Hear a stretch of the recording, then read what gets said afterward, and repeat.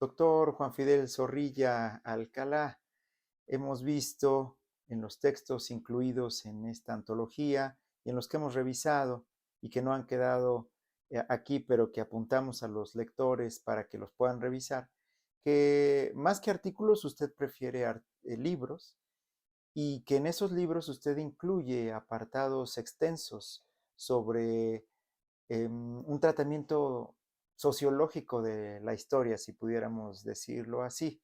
¿Qué nos puede decir al respecto? Que para entender la forma que asume el sistema, tiene uno que referirse a eh, cómo esa forma surge de un sistema previo. Entonces, es un principio sociológico básico. Lo social es algo a lo que los actores llegan y se lo encuentran ya hecho, ¿no? Y eso a lo que uno llega, bueno, en términos sociales, eh, es producto de procesos previos, ¿ya? Entonces, dentro de esa realidad, y esa es la importancia de lo social por esa razón no puede reducirse a lo individual, porque lo individual tiene espacio y efecto, pero lo individual tiene que funcionar y desempeñarse en condiciones que afectan lo que uno hace individualmente. Entonces, no es suficiente con estudiar lo individual para dar cuenta de lo social. Y lo social tiene su propia especificidad. Y entonces se requiere de conceptos que expliquen los comportamientos de los sistemas, no de los individuos. ¿Ya? Entonces, lo que se está estudiando no son los resultados de los alumnos individuales, sino el resultado del funcionamiento del sistema en términos de ingreso, permanencia, egreso, certificación, reprobación, etcétera, ¿no? Entonces, eso es un tema eh, típicamente social, ¿no? Y sociológico. Eh, y eso tiene que ver con esos procesos que son propios a una sociedad nacional. Entonces, en México lo que vemos es que el sistema educativo es el resultado de un proceso específicamente nacional. Y ese proceso nacional indica que, bueno, hay un eje que parte desde la independencia para dar cuenta de lo que sucede con la UNAM. Pero la UNAM no es México, ¿no? Es parte de México y ha tenido un efecto enorme. Y sí es importante conocer esa institución, pero con esa institución no te alcanza ni con mucho para dar cuenta de lo que pasa en el país. Entonces, no solamente tienes que referirte a los antecedentes, sino que tienes que tener una visión nacional, lo cual todavía es más complejo, ¿ya? Porque sí tienes que tener una configuración y una representación teórica y no solamente empírica, o sea, esa es una diferencia fundamental. O sea, tú puedes decir, hay que empezar los estudios tomando en cuenta México en 1821. Muy bien, esos son los parámetros empíricos, México 1821. Pero sociológicamente, ¿eso qué quiere decir? O sea, cómo es el contexto de las instituciones políticas, económicas, sociales, culturales de ese país que nace en ese momento, eh, y cómo lo vas a trabajar y de qué manera vas a trabajar lo educativo. Y entonces ahí te das cuenta que con una contribución como la de Archer, Archer se plantea que los sistemas educativos de Estado surgen entre el siglo XIX y el siglo XX y que son un fenómeno sociológico que denota un gran cambio en la sociedad, en el sentido de que el sistema educativo de Estado se caracteriza por ser un conjunto de instituciones dedicadas a lo educativo que están sujetas al control total o parcial de sus actividades por parte del Estado. Y que además, adicionalmente, no solamente están sujetas a un control del Estado, sino que también se encuentran relacionadas entre sí, de tal manera que lo que sucede en una tiene que ver con lo que sucede en otra y están formando parte de un conjunto de relaciones en donde el Estado tiene un papel absolutamente fundamental. Y que eso es una novedad, porque hasta el siglo XVIII toda la educación era privada. No existía la educación pública. Todas las instituciones eran privadas, la mayoría de la iglesia. ¿Ya? Entonces, cuando ves en México, bueno, es eso. En 1821 no había ni una escuela sostenida por la corona española. Ni una sola. Lo cual es, entonces sí denota un cambio.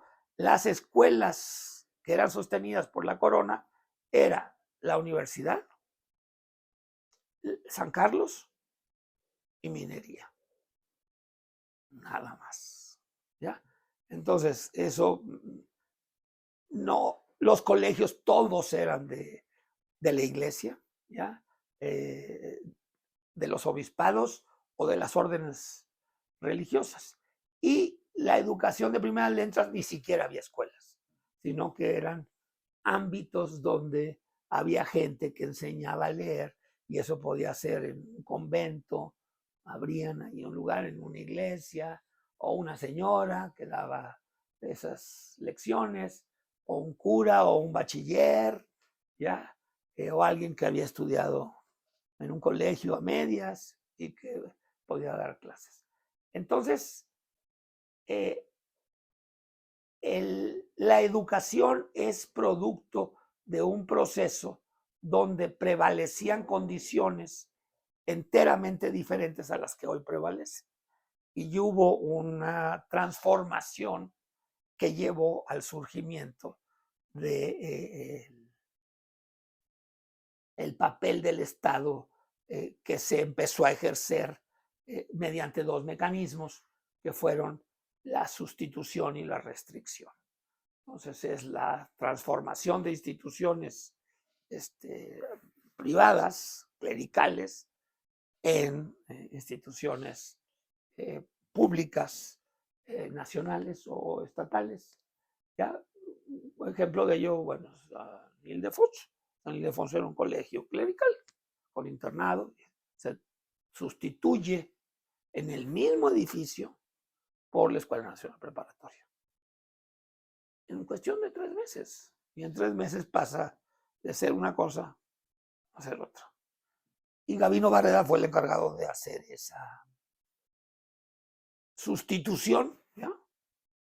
Y a la vez el Estado desarrolla mecanismos de restricción en lo que los particulares pueden participar y en lo que no pueden participar, en lo que la iglesia puede participar y en lo que no puede participar, ¿ya? Y eso también es una novedad histórica, ¿no? Entonces, sí vas viendo que lo que hoy sucede tiene que ver con esa sustitución de Gabino Barreda, de alguna manera, porque eso fue creando ese nuevo sistema. Entonces, Cuando te enfrentas ya o que tus preguntas requieren de un tratamiento mucho mayor, pues para eso es la teoría, ¿no?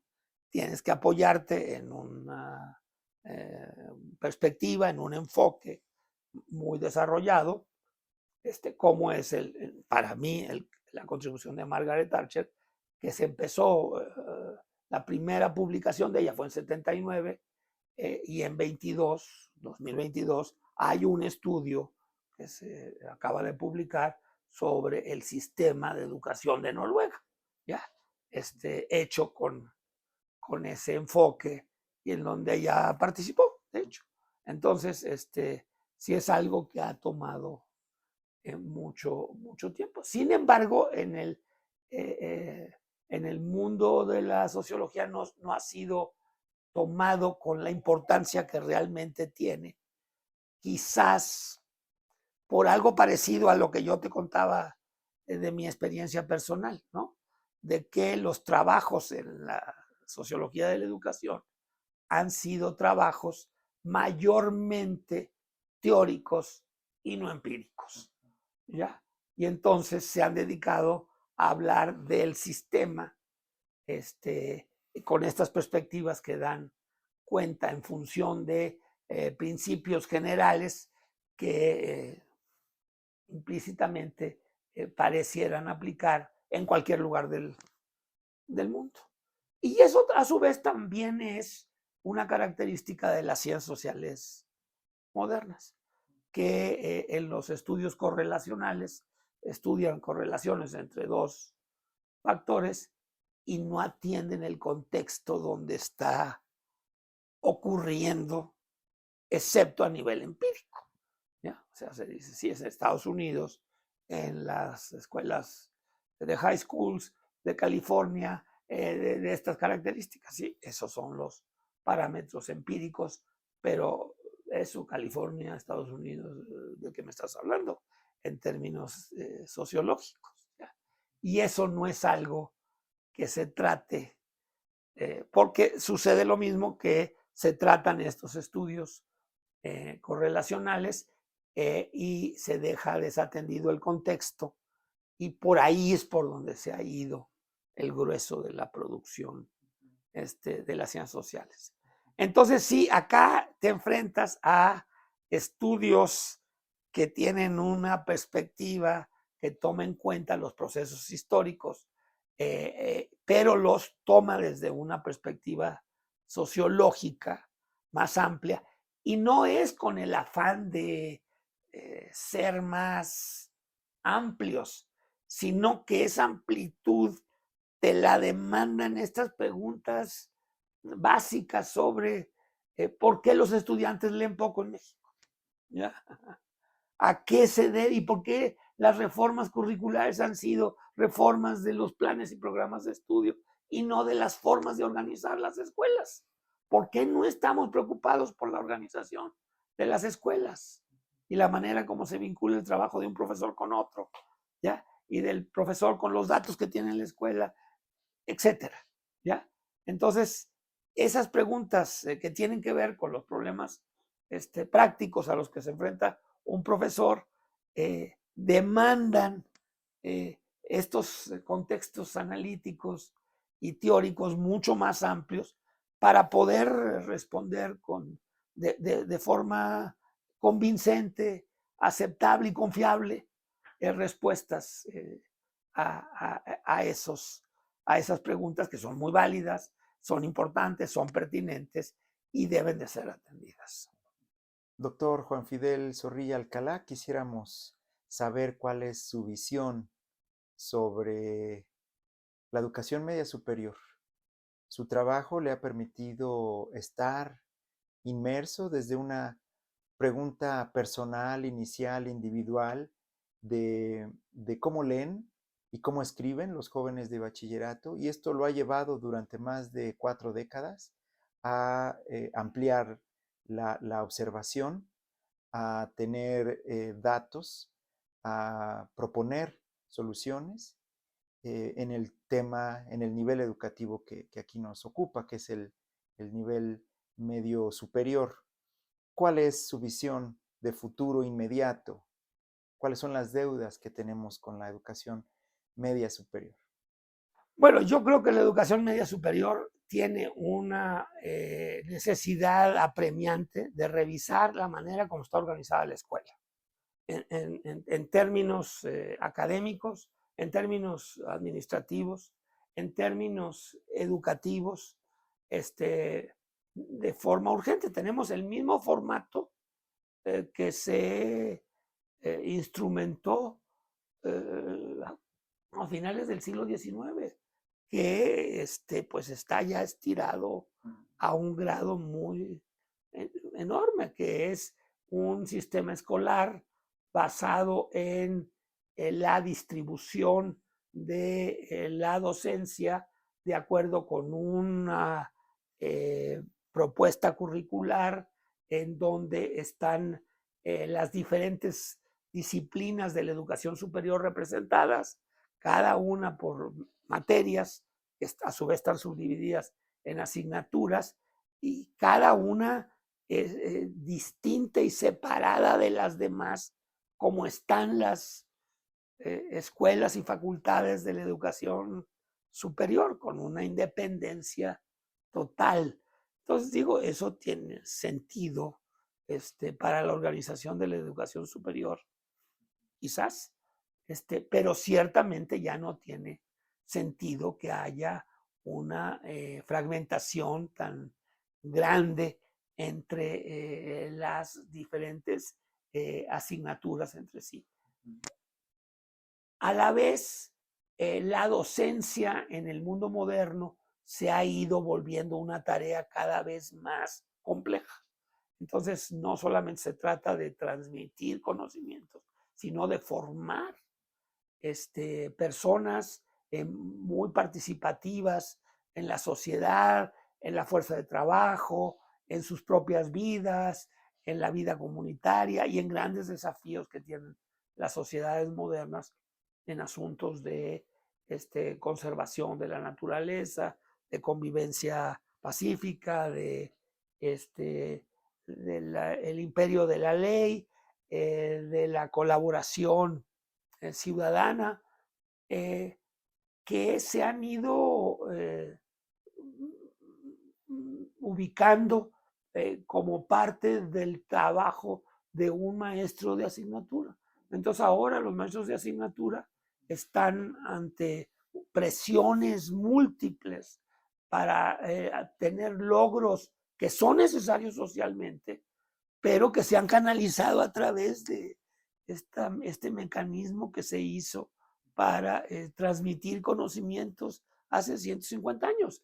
Entonces, pues eso está forzado a un grado que es profundamente disfuncional en muchos sentidos. No funciona a nivel formativo, no funciona a nivel de equidad, no funciona a nivel de formación en las disciplinas. Entonces sí se requiere revisar, porque ahora se requiere que la escuela participe en la formación de los alumnos con mecanismos que van más allá de la división de la propuesta formativa en asignaturas disciplinarias distintas cada uno y seriadas muy rígidamente, y sigue siendo la organización de la escuela modelada en última instancia en una fábrica en donde todos están haciendo lo mismo al mismo tiempo, en el mismo lugar. Entonces digo, sí, está bien que haya un principio de racionalización y de ordenamiento, pero creo yo que se requieren empezar a explorar, revisar formas diferentes. De igual manera, la administración de la escuela es muy disfuncional en la dirección de los planteles, que son en muchos de los casos muy grandes. Se han concentrado demasiadas funciones que impiden que haya liderazgo académico de parte de la dirección, entonces lo académico está suelto, depositado en un sistema fragmentario que a su vez se ha recargado de funciones. Entonces sí, con esa perspectiva debe de apreciarse que es necesario con cuidado, no es de ninguna manera recomendable que se hagan acciones precipitadas, sino que se haga un acercamiento crítico con vistas a reorganizar la escuela en buen plan. O sea, se entiende que estos problemas son consecuencias inesperadas, no buscadas por nadie, nadie las promueve específicamente, pero al abusar de los modelos existentes y evitar problemas complejos de iniciar cambios, pues se sigue confiando en esas formas que ya son muy inadecuadas porque ya muestran muchas ineficiencias y tienen consecuencias negativas pues para los alumnos, para el país, para promover lo que la escuela tiene que promover, que es la formación de toda la población, ahora que la media superior es obligatoria. Yo soy Alberto Ramírez Martinel, profesor investigador en la Universidad Veracruzana en el Centro de Investigación e Innovación en Educación Superior, y agradezco a usted por ver el video y por supuesto al doctor